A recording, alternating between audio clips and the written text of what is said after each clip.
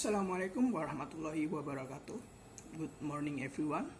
My name is Sanif Akil Alauddin. Today I will discuss about low back pain, the controversy of radiologic evaluation. The journal that I've used written by Johnson Gehweiler and Richard H. Devner in 1982. Okay.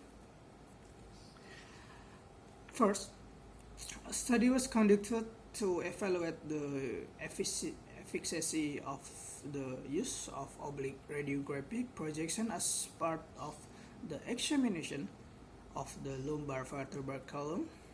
Then, they conducted a study of 500 consecutive radiographic examination on the lumbar column conducted at Duke University Medical Center.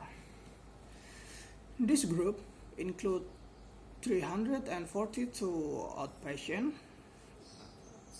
86 inpatient, and 72 emergency patients.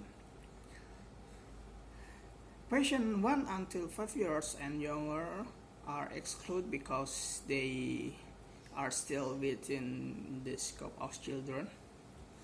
In each case, the patient age and clinical problems were recorded. Before this examination, there was only a front and lateral view of the lumbar column, and then all abnormalities were reviewed and recorded properly. The examination was started using a 45-degree tilt plus a frontal and lateral view. Abnormalities published only on a slant view are not any difference in observation will be resolved at a conference. As a general rule, reviewers feel more confident in what they examine when a full set of frontal, lateral, and oblique views are used because this is reflection of their experience and training.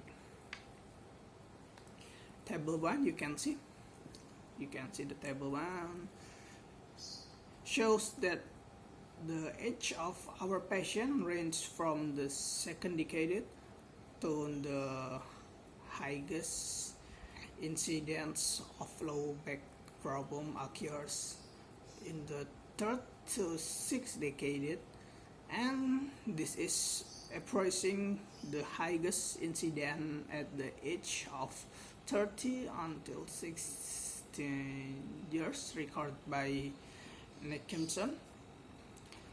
A history of back pain was offered in 76% of the group, trauma 8%, arthritis 7%, postoperative 6%, and the other history 3%. These figures on clinical problems differ to those of Area et al.,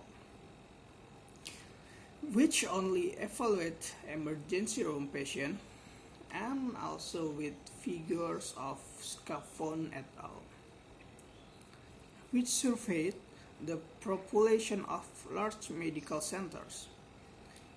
In the latter case, fewer patients were referred with a clinical diagnosis of pain, 46%, and more with trauma, 31%. The percentage difference between between that categories is not significant. Table 2, you can see the table 2. It correlates the abnormalities observed with the clinical problem of the 500 patients, and 141 or 28% were found to have a normal lumbar supine. The lumbar supine is normal, yeah. This included nearly 1/3 of the patient examined for low back pain and over 1/3 of patients examined for trauma. Only 12% of the patient examined for suspect arthritis were normal. Of the 500 patient studied, and 63 or 13% showed anomalies or malformation, including hemivertebrae 1, anomalous apophyseal joints 4, unfused transverse process apophysis 1, spina bifida 20, and assimilation joint between enlarged transverse process of L5 is lumbal 5, and sacral 12, and transitional vertebra at lumbosacral junction 25. Numerous examples of fish tropism were encountered, however, since they are of questionable clinical significance, they were excluded from the statistic as abnormalities. Table 3. Table 3, you can see again, shows the abnormalities detected on the oblique views that were not readily detected on frontal and lateral radiographs of our 500 patients, or 59 or 12% had a clearly demonstrable abnormality seen only on the oblique projection. This is significantly higher than the result of others who detected abnormalities in 1 until 5% on oblique views. Of this, 59 patients, 33 show degenerative change of the lumbar apophyseal joint. So the conclusion is radiological examination using a 45-degree oblique projection is very helpful for evaluating diseases that are not visible on front and lateral view.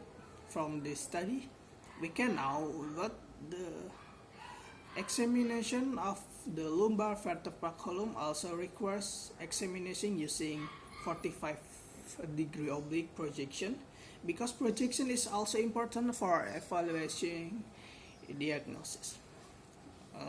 It is enough. Thank you. That's all for me. Wassalamualaikum warahmatullahi wabarakatuh.